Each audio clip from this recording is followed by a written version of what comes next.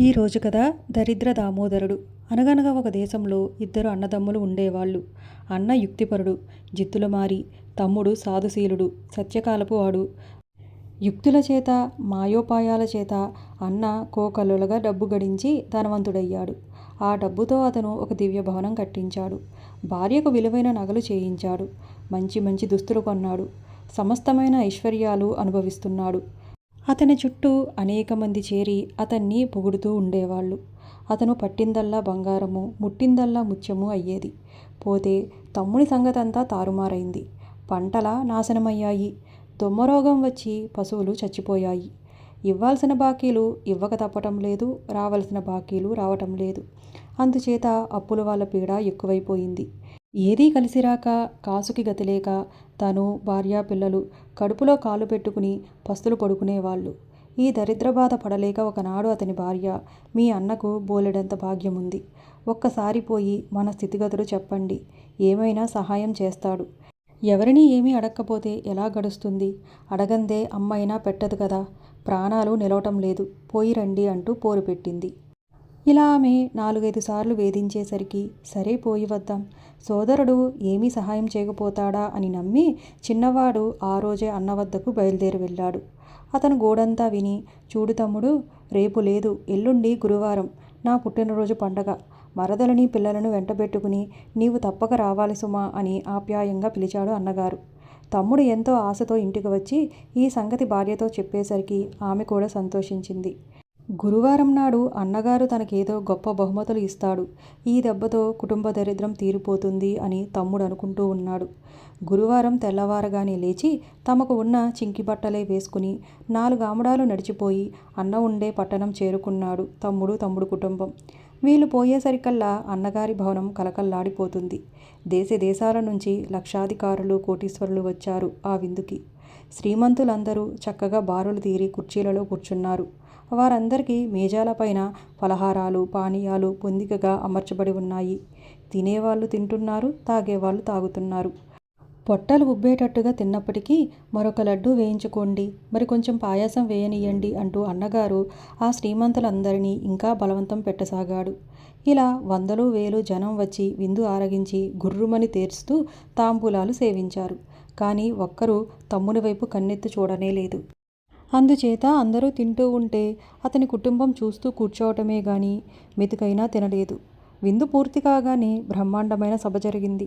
ఆ సభలో అన్నగారి వైభవం గురించి, ఐశ్వర్యం గురించి మెచ్చుకుంటూ శ్రీమంతులందరూ ఉపన్యాసాలిచ్చారు, కీర్తనలు పాడారు. విందు పూర్తయింది. ఎవరి దారిన వాళ్ళు సెలవు తీసుకుని ఇళ్లకు బయలుదేరారు. అప్పటి వరకు అన్న తమ్ముడి వంక చూడనైనా చూడలేదు. తమ్ముడు కుటుంబంతో సహా వచ్చిన సంగతి తనకు తెలియనట్లే అతను ఇంట్లోకి వెళ్ళిపోయాడు. ఇలా అవమానం పొంది తమ్ముడు తన భార్య పిల్లలతో తిరిగి తన ఇంటికి వట్టి చేతులతో బయలుదేరాడు. దారిలో అతను యథాలాపంగా విందులో పాడిన పాట పాడుతూ నడవసాగాడు. ఎప్పుడైతే అతను పాడటం మొదలుపెట్టాడో మరో గొంతు కూడా అతని పాటతో పాటు కలిసి పాడుతున్నట్లు వినిపించింది. మొదట అతను ఆ పాడుతున్నది తన భార్యేనేమో అనుకుని, నీవేనా నాతో కలిసి పాడుతుంది అని ఆమెను అడిగాడు.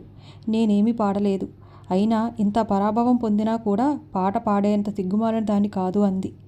ఇంతలో ఆ పక్కనే ఉన్న చెట్ల నుంచి, నీతో పాటు పాడింది నేనేనయ్యా, నేను దరిద్ర దామోదరుణ్ణి. ఎన్నాళ్ళ నుంచో కాచుకుని ఉన్నాను, ఎవరు దొరుకుతారా స్నేహానికి అని. ఇవాళ నువ్వు దొరికావు, నిన్ను వదిలేది లేదు, నన్ను కూడా నీతో తీసుకుపో అని వినిపించింది. ఆ మరుక్షణమే ఒక మరుగుజ్జు వాళ్ళ ఎదుట ప్రత్యక్షమయ్యాడు. తమ్ముడు, అతని కుటుంబము, దరిద్ర దామోదరుడు కలిసి వాళ్ళింటికి చేరుకున్నారు. ఇంటికి చేరుకున్న తర్వాత దరిద్ర దామోదరుడు, తమ్ముడు, తాగి వచ్చి తందనాలాడదాము, ఎప్పుడూ విచారంగా ఉంటావేమిటి, పోదాం పద అని ప్రోత్సహించాడు. నా దగ్గర డబ్బు లేదు అన్నాడు తమ్ముడు. డబ్బు లేకపోవడమేమిటి, నీ ఒంటి మీద చొక్కా ఉందిగా, మనకేం తక్కువ, అది అమ్మేద్దాం పద అంటూ అతన్ని తీసుకుపోయాడు. ఈ విధంగా దరిద్ర దామోదరుని ప్రోద్భవం వల్ల రోజుకొకటి చొప్పున ఇంట్లో ఉన్న ముంతా మూగుడు అన్నీ అమ్మి తమ్ముడు తాగుతూ ఉండేవాడు. చివరకు తమ్ముని భార్యకు ఒంటి మీద 2 చింకి చీరలు మాత్రం మిగిలాయి. నీ భార్యకు 2 చీరలు ఎందుకయ్యా, అందులో ఒకటి తీసుకురా అని దరిద్ర దామోదరుడు తమ్ముణ్ణి ఉసిగొలిపి తీసుకుపోయాడు. అది కూడా అమ్ముకుని తాగేసేసరికి ఇంట్లో ఏమీ మిగలలేదు. తరువాత దామోదరుని మాయ వల్ల తమ్ముడు పొరుగున ఉండే ఒక ధనికుని వద్దకు పోయి, అయ్యా, మీ బండి ఎద్దులు ఒకసారి నాకు ఇప్పించండి, మళ్ళీ రేపు తీసుకువచ్చి అప్పగించేస్తాను అని కోరగా ఆ ధనికుడు లేదనకుండా ఇచ్చాడు. బండి ఇంటికి రాగానే దరిద్ర దామోదరుడు తమ్ముడు ఇక్కడికి తూర్పు దిక్కున 4 ఆమడాల దూరంలో తాటితోపు పక్కన ఉండే నల్లపాషాణం తెలుసా అని అడిగాడు.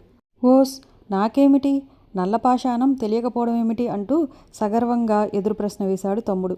మరైతే బండి అక్కడికి తోలుకుని పద అన్నాడు దామోదరుడు. దామోదరుని మహిమ వల్ల తమ్ముడు ఆ బ్రహ్మాండమైన నల్లపాషాణం ఎత్తేటప్పటికీ అక్కడ ఒక రంధ్రం కనిపించింది. ఆ రంధ్రం ద్వారా పోయి తల్లతల్లలాడే బంగారపు ముక్కలు, మిలమిలా మెరిసే నవరత్నాలు ఒక్కటి వదిలిపెట్టకుండా పట్టుకువచ్చి బండిలో ఎక్కించమన్నాడు దామోదరుడు. అతను చెప్పినట్లల్లా శ్రమపడి చేస్తూనే ఉన్నాడు తమ్ముడు. ఎంత చురుకుగా పనిచేస్తూ ఉన్నా దామోదరుడు రారా తాగటానికి వేల మించిపోతుంది అంటూ కంగారు పెట్టసాగాడు. ఈ దుర్మార్గుడు ఇంతవరకు నన్ను క్షవరం చేసి వదిలాడు. ఇప్పటికైనా బుద్ధి తెచ్చుకుని తాగుడు మానితే తప్ప బాగుపడే మార్గం లేదు. కానీ వీడు తాగుడుకు పోదాం రమ్మని తొందర చేస్తూనే ఉన్నాడు కనుక ఏదైనా ఉపాయం చేసి వీడి పీడ వదిలించుకోవాలి అని నిశ్చయించుకున్నాడు తమ్ముడు. ఈ ఉద్దేశంతో అతను దరిద్ర దామోదరునితో, ఓయన్నా, ఇంత కష్టపడి వచ్చి ధనం వదిలేస్తే ఇంక ఉపయోగం ఏముంది? నీవు లోపలికి పోయి ఇంకా ఏమన్నా ధనం వదిలేసామేమో సరిగ్గా చూసిరా అనేసరికి దామోదరుడు గోతులోకి జర్రున జారాడు.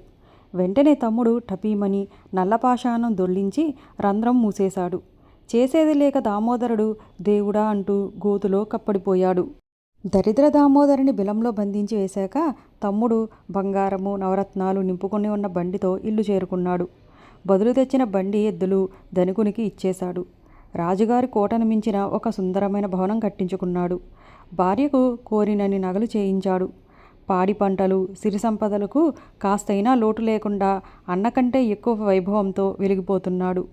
ఇలా ఉండగా తమ్ముని పుట్టినరోజు వచ్చింది. మునుపంటే దరిద్రుడు గనక ఇంట్లో ఏ కార్యము తలపెట్టడానికి తాహతు లేకపోయింది. కానీ ఇప్పుడు అతనికి ఏం లోటు? అతను తలుచుకుంటే కొండమీది కోతి దిగివస్తుందన్నమాట.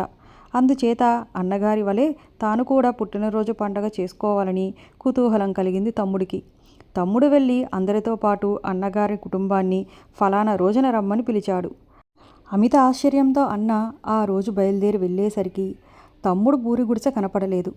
అతని గురించి బోగట్టా చేయగా ఆ ఊరివారు తమ్ముడు ఉండే దివ్యభవనానికి దారి చూపించారు. తనను మించిన తమ్ముని ఐశ్వర్యం చూసి అన్నగారు కుటుంబము, ఔరా, ఇంతలో వీడికి ఇంత సిరి సంపదలు ఎలా పట్టిందా అని ముక్కు మీద వేలేసుకున్నారు. ఆ రోజున తమ్ముని ఇంటికి దేశ దేశాల నుంచి అతిథులు వచ్చారు. అపూర్వమైన విందు జరిగింది. తమ్ముని కీర్తి మారుమోగిపోయింది. ఇదంతా చూడగా అన్నగారికి పట్టరాని అసూయ కలిగింది. అతను ఎలాగో సాయంత్రం వరకు ఉండి అందరూ వెళ్ళిపోయిన తర్వాత తమ్ముణ్ణి అనేక విధాలా పొగిడి, ఈ సంపద అంతా ఎలా వచ్చింది తమ్ముడు అని ఆత్రంగా అడిగాడు. తమ్ముడు తనను దరిద్ర దామోదరుడు ఆవహించటం, తాటితోపు దగ్గర నల్లపాషాణం కింద ఉన్న ధనం తన బండిలో వేయించటం మొదలైన సంగతులన్నీ మాయామర్మం లేకుండా పోసగుచ్చినట్లు చెప్పాడు. ఈ రహస్యం తెలియగానే అన్న ఒక క్షణమైనా నిలువక, సరే ఉండు, నీ పని పడతాను, నాకంటే ఎక్కువ సిరితో తొలతోగడం ఏమిటో చూస్తాను అని మనసులో అనుకుని తమ్ముడి దగ్గర సెలవు తీసుకుని తిరిగి ఇంటికి చేరుకున్నాడు. నల్లపాషాణం కింద ధనం ఉన్నట్లు తెలుసుకున్న అన్నగారు మరునాడు ఉదయాన్నే బయలుదేరి తాటితోపు వద్దకు చేరుకుని మెల్లిగా పాషాణం ఎత్తి అది నిజమో కాదో అని తొంగి చూడబోయాడు. ఎంత ప్రయత్నించినా దానిని ఎత్తటానికి అతని వల్ల కాలేదు. కానీ కొంచెం తెరిచేసరికల్లా ఉగ్రుడై ఉన్న దరిద్ర దామోదరుడు ఆ సందులో నుంచి చేదూర్చి అతని పీక పట్టుకుని నులిమి వేయబోయాడు. అప్పుడు అన్న ఉక్కిరిబిక్కిరైపోయి, దామోదరా, నేనెవరనుకుంటున్నావో, నిన్ను ఇందులో బంధించినవాడు నా తమ్ముడు. మేమిద్దరము ఒకే పోలికగా ఉండటం చేత నన్ను చూసి వాడే అనుకుంటున్నావు కాబోలు. నన్ను విడిచిపెట్టేయి అని గోలపెట్టాడు. పోవై మోసగాడా, ఇదివరకు చేసింది చాలక ఇంకా ఇప్పుడు కూడా దగా చేయటానికి వచ్చావా? నీ దొంగ మాటలు ఎవరు నమ్ముతారనుకున్నావు అని గద్దించాడు దరిద్ర దామోదరుడు. నిజానికి నేనిప్పుడు నిన్ను ఈ బంధం నుండి విడిపించటానికే వచ్చాను.